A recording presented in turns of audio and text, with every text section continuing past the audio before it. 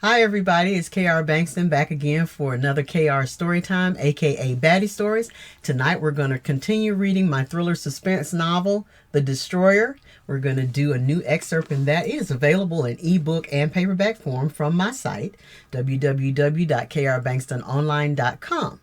But before we get into it, let's get the legalities out of the way. The Destroyer is an adult novel, which means it has adult language and situations, sex and sexuality, violence. It has adult themes. It has mature subject matter. So just so you'll know, though, that this book is really intended for adults. It is not written necessarily for children. Okay, with that out of the way, let's set the scene. You know that for the Destroyer that Exodus is our serial killer. He's the one that is killing people, but again, he has motivation for what he's doing.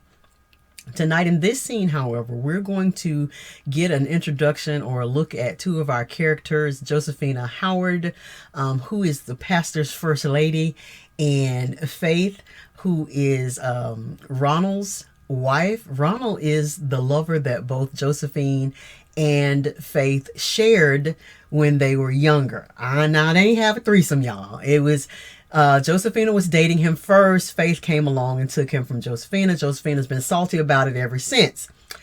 Well, okay, flash forward, here we are years later, and Josephina and Ronald have had a little fun. She has been his sneaky link for a couple of occasions, and Faith has found out about it. So Faith is meeting her, not necessarily on purpose. They kind of ran into each other at the coffee house. So Faith is asking her if they can have a conversation. Josephina does not want to talk to her because, of course, she doesn't like Faith.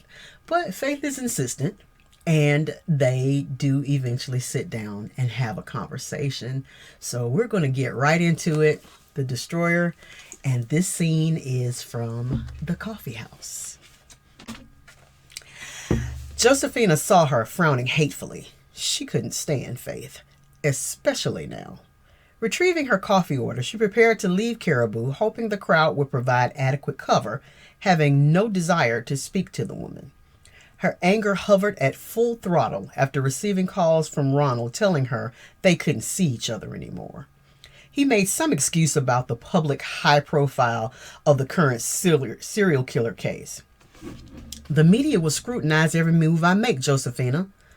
I can't risk them finding out about us. It would destroy our marriage, our lives, and my political career. Even knowing it to be the truth, fury remained her companion. She finally reconnected with the one man she loved deeply and passionately, and once again, another mistress stole him away. Snaking her way through the even larger gathering of waiting patrons, Josephina made it to the front of the coffee house, hand on the large glass door, preparing to push it open and make good her escape before the familiar voice violated her sanity. Well, good morning. Fighting hard not to frown, Josephine turned and faced the woman she hated, fake smile in place, returning the greeting. Can we talk for a moment? Faith asked, sweet as sugar. Josephina regarded her quietly for a few moments, trying to gauge what may have been on her mind. The woman's expression offered no clue, bland. It yielded any emotion or motive. I actually have an appointment, Faith. Josephina smoothly lied, wanting very much to get away from the woman.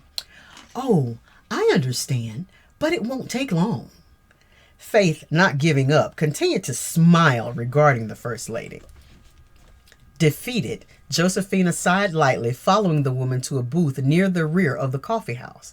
Sitting down, she waited for Faith to situate her own coffee, handbag, and cell phone before speaking. So what can I do for you, Faith? Faith's expression changed. Her face became cold, hard, the anger transparent. I was there when Ronald called you. The other woman managed not to show her surprise or admit any guilt. I'm not going to play the game with you. Josephina listened without comment. Ronald isn't going to leave me, not ever. You got what you've been waiting for over 20 years, and I'm sure it was good since Ronald does have excellent sex. As before, Josefina remained silent, prompting Faith to continue dryly. But it's over. It was a nice friendly screw between two exes, but the shit ends now.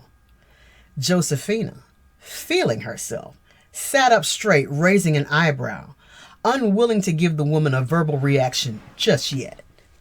Ronald has a future in politics that doesn't include an ex-girlfriend with delusions of what once was. Faith finished the tirade, breathing slightly harder, eyes never leaving the interloper across the table from her. Josephine sipped her coffee nonchalantly, pissing Faith off, she was sure, before addressing her earlier statements. I still intimidate you, huh? Faith sucked her teeth. You stole Ronald from me all those years ago, using, if I recall, the oldest trick in the book. The reference was to Faith and Ronald's oldest son. You knew he loved me, hell, still loves me. Faith burst into laughter, pissing Josefina off. What the hell does love have to do with success, Josefina?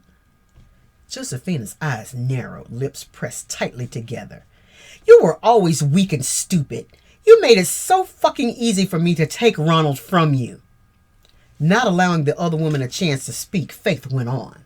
Ronald is going to be governor, and I'm going to be right there by his side. Taking a momentary pause, she looked Josefina over distastefully another time before launching into a new diatribe anew. Because I saw the potential in him and the fact he needed a strong woman to guide him to his destiny. You and Jeremiah are the perfect couple. Josefina frowned at the mention of her husband. He's a pretender, a fake, a fraud, scared of his own shadow, truth be told. The woman dug in, continuing to verbally assault Josephine. You're needy, spine made of jello, buying into that insane nonsense that you live, marry, breed, die. Finish, Faith downed the rest of her coffee. Josefina remained flabbergasted and speechless. Like I said, stay the hell away from Ronald. Trust me when I tell you he's kissing every piece of my ass, literally, to get me to forgive him. Smiling her best phony smile, she rose, leaving the coffee house and the furious First Lady sitting stunned inside the establishment.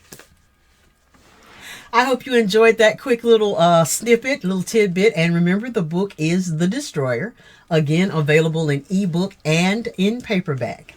It is available at my site, www.krbankstononline.com. Anytime you want to go over and get it. And we will get another snippet or live reading probably next week. So look for it. Also, feel free to join me on Patreon. That's a great place to keep up with what's going on.